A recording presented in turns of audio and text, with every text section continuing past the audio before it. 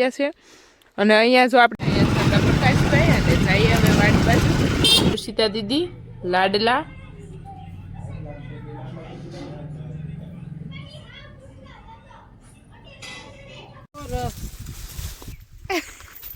અને અત્યારમાં બીજી ગાયનું કામ. શ્રી કૃષ્ણ, જય માં મોગલ, હર હર મહાદેવ. કેમ છો બધા? મજામાં જશો. અને અત્યારમાં અમે આવી ગયા છીએ વાડીએ અને આપણી ગાયો પણ આવી ગઈ છે, પહોંચી ગઈ છે વાડીએ અને સામે વાડ કાપવાનું કામ છે ચાલુ. અને અહીંયા આપણી ગાયો સરે છે. આ કપાસને ફાઇનલી ટ્રેક્ટર હકારી દીધું છે અને હવે આમાં આપણે સારો કરવાનો છે ગાયો માટે.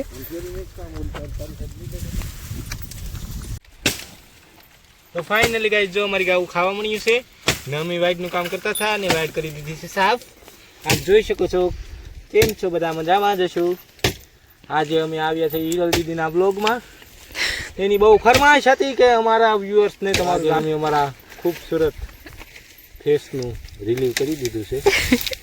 એકચ્યુઅલીમાં પાણી પી લો.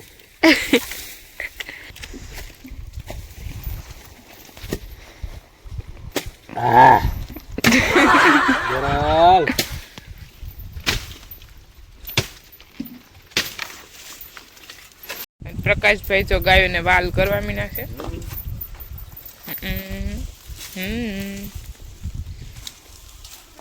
ગોરલ ગોરલ ને ખબર પડશે ને ખંજવાળે એટલે ગોરલ આપણે પાસે હોઈએ છીએ.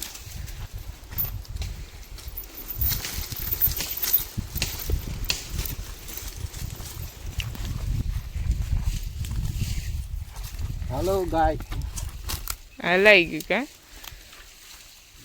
હાઈટ ઓછી પડે, બાકી 4 પગ વચ્ચેથી નીકળી જાય. ખંજવાળે તો બહુ ગમે છે. અને જો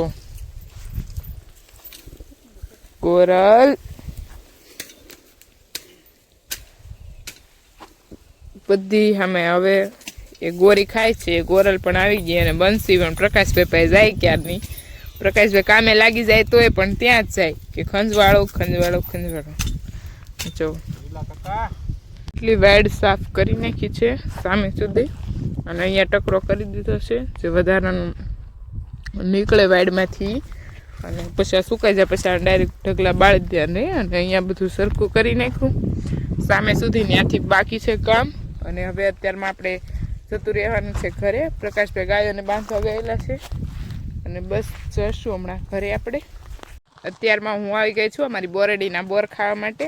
અને જો અહીંયા આપણે એક્ઝેક્ટ રસ્તા પર જ છે અને અહીંયા આપણી કટકી છે નાની એવી વાડી અને મોટી વાડી અંદર છે અને અહીંયા 2 બોરડી છે.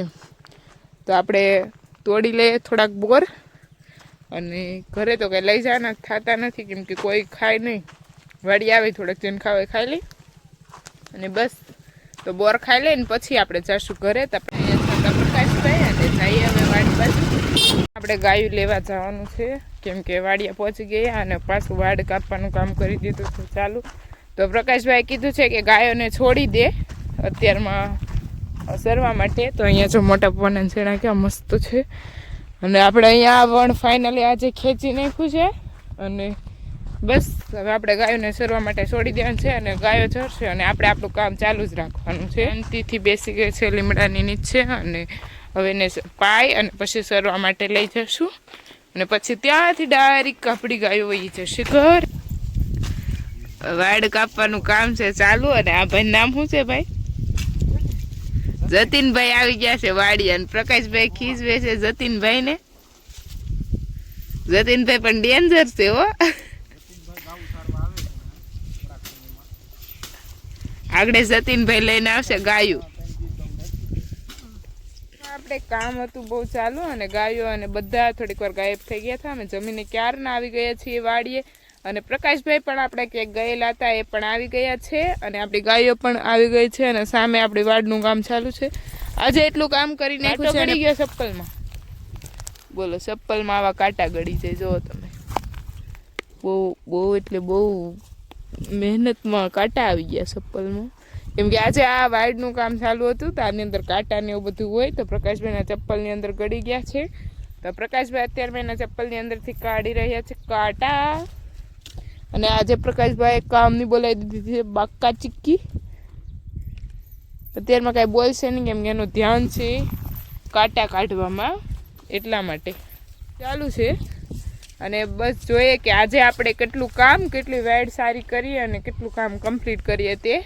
અને અહીંયા બધું સરખું કરવું પડે એમ જ છે, બાકી સરખું ન થાય તો પછી ગાયું સરી જાય. એટલા માટે પહેલાં વાઇડનું બેડનું કામ પતાવી દઈશું અને પછી આપણે સારાનું વાવેતર કરવાનું છે, એટલે પછી કાંઈ વાંધો ન આવે. આવી રીતના અમારા પ્રકાશભાઈ કામ કરી રહ્યા છે, જુઓ તમે.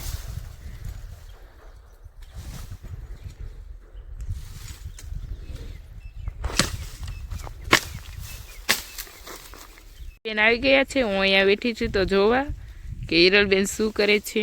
જો બીવે છે, મારાથી બીવી છે, જો તક તક તક. ચાલો તો અત્યારમાં સંધ્યા સમય થઈ ગયો છે અને હવે આપણે જવાનું, એટલે સંધ્યા સમય નહીં પણ 5 વાગી ગયા છે. અને હવે અત્યારમાં આપણે જવાનું છે ઘરે. અને જો એટલા સુરજ દાદા એટલે સુધી પહોંચી ગયા છે. અને અહીંયા જો આપણે સારો કરેલો છે ગાયો માટે સામેની બાજુ, અને અહીંયા પણ બહુ મસ્ત સારો છે. અને બસ અત્યારમાં મીનાક્ષી દીદી આગળ ગાયો લઈને જતા રહ્યા છે. અને હવે હું અને પ્રકાશભાઈ બંને અત્યારમાં જવાના છીએ ઘરે. અને ચાલો હવે જોઈએ કે ઘરે જઈને આપણે શું કરશું તે. અત્યારમાં આપણે ઘરે આવી ગયા છીએ અને પ્રકાશભાઈને કરવાનું છે કાઉ મિલ્કિંગ. અને જોઈએ કે આજે કાઉ મિલ્કિંગ આખું પૂરું કરે કે નહીં. અને ચાલો હું તમને બતાવું.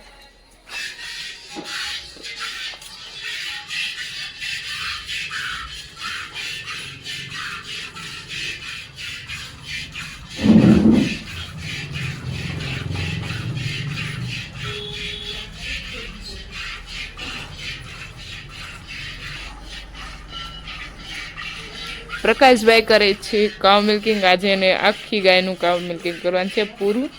અને પછી આપણે એને પૂછીએ કે કેવું લાગે કાઉ મિલ્કિંગ કરવું. અને અત્યારમાં બીજી ગાયનું કાઉ મિલ્કિંગ ચાલુ કરી દીધું છે પ્રકાશભાઈએ.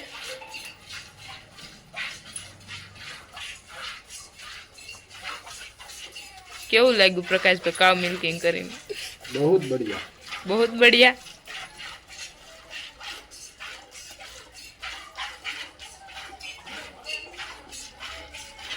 અત્યારમાં આપણે આવી ગયા છીએ ઘરે અને ઋષિતા દીદી એનું હેન્ડ વર્કનું કામ હમણાં ચાલુ કરી દીધું છે, જે અધૂરું છે એ. અને ચાલો હું તમને બતાવું કે ઋષિ દીદી હેન્ડ વર્કમાં શું કામ કરી રહ્યા છે. તો અહીંયા છે મોતી, અહીંયા છે ની ઈંઢોણી અને અહીંયા છે અમારા ઋષિતા દીદી લાડલા.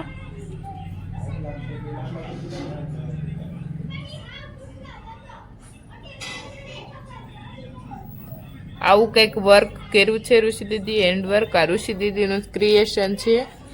અને આપણને પણ એવું આવડે છે પણ આપણે નહીં કરીએ કેમ કે આપણે ઋષિ દીદી કરી દેશે, એટલે આપણે કઈ ટેન્શન લેવાનું નથી. ના, તમારે જ કરવાનું છે. તમે મોટા છો, કામ ના મોટા છે, ખોટા છે, કઈ કામ ના નથી. એટલે આપણે તો ઋષિ દીદી ભલે અત્યારે ના પાડે પણ એની આગળ જ આપણે કરાવવાનું છે હેન્ડ વર્ક નું કામ. આપણે કરીને દેશું. કાલે તમારે મને સામયું કરી દે છે, બાકીના બધા વર્ક હું કરી નાખીશ. રેડી? એક સામયું કરી દેવાનું ખાલી. રોટી તો કરી દીધી, શ્રીફળ ગમે ને કરાવી આવો, ઉપર ડિઝાઇન પાડી દે, મનમાં આવશે તો નકર કાઈ ના. ના, મારે ખાલી તમારી આગળ સામયું એક કરવાનું છે, બાકી બીજું બધું વર્ક હું કરી નાખી. કેમ કે કોથળીઓ તમે કરી નાખો. એમાં મેં હેલ્પ કરી હતી ને, મેં કરી હતી. હેલ્પ કરી ની તમારો સ્પેશિયલ હતો જે બે મેં એકલી એ કર્યા ને મારો મોટી બેન નો હતો. હા તો મેં તો મારો કર્યો હતો, એમાં તમે ક્યાં મારો આવે? એમાં હું હતી ને. ઈ થોડું કેવું હતું ને, પણ થોડું કેવું હતું, જાસુ હતું, પણ હાથ તો એડો હતો ને મારો. હા, તમારો હાથ અડી ગયો. બસ તો કાચ બાવળિયામાં કાચ કર્યા હતા. હા, ઈ કે રહ્યું હતું. Right right. પણ હવે થોડીક હેલ્પ કરી દો મને સામૈયાની, એટલે મારે સામૈયું રેડી થઈ જાય, એટલે પછી મારે ટેન્શન નહીં કઈ. નહીતર તમારે શું ટેન્શન છે?